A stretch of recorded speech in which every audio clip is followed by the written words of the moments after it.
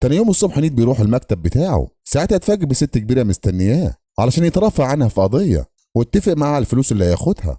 بعد كده على طول كان بيقابل ماجي وعلاقتهم بتزيد يوم بعد يوم، وهما الاتنين حبوا بعض جدا. في المشهد اللي بعد كده بيقابل اصحابه بيتر واوسكار اللي لاحظوا عليه ان هو بدأ يتغير ويهتم بنفسه. وبالليل نيد راح يقابل ماجي في البيت، وساعتها غلط غلطة عمره لأن شاف واحدة من ظهرها زي حبيبته ماجي، وفضل يقول لها في حب وكلام رومانسي.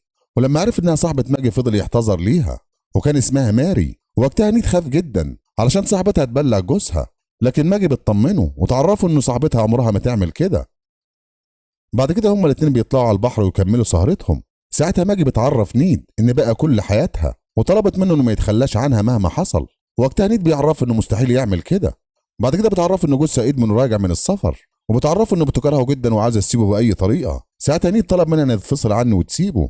راحت قالت له مستحيل أعمل كده، لأنه بيحبني جدا وهيوصل لي في أي مكان أكون فيه، وممكن يدمر حياتي، ومستحيل يشوفني مع حد تاني غيره لأنه بيغير عليا جدا. بعد كده ماجي بتطلب من نيد إن ما يتصلش بيها ولا يحاول يتكلم معاها لحد ما جوزها يسافر مرة تانية. بعد كده ماجي بتديله قبعة هدية علشان يفتكرها بيها.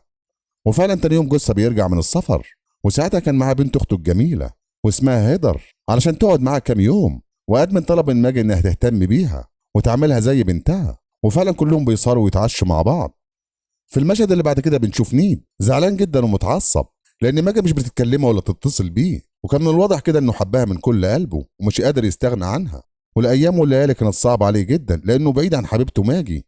وقتها مسك القبعه وفضل يبص عليها لان القبعه بتفكره بحبيبته ماجي. ومن سوء حظه ان الملياردير قعد فتره طويله وما كانش راضي يسافر. وقتها نيد كان هيتجنن ومش عارف يتصرف ازاي او يعمل ايه. علشان كده اصحابه اوسكار وبيتر لاحظوا عليه ان هو حزين وزعلان، وفضلوا يتكلموا معاه عشان يطلعوه من الحاله اللي هو فيها.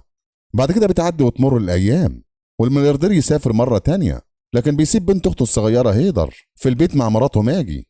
ولما نيد عرف ان جوزها سافر ما كانش مصدق نفسه، وكان مشتاق لماجي جدا، عشان كده بسرعه راح عندها البيت.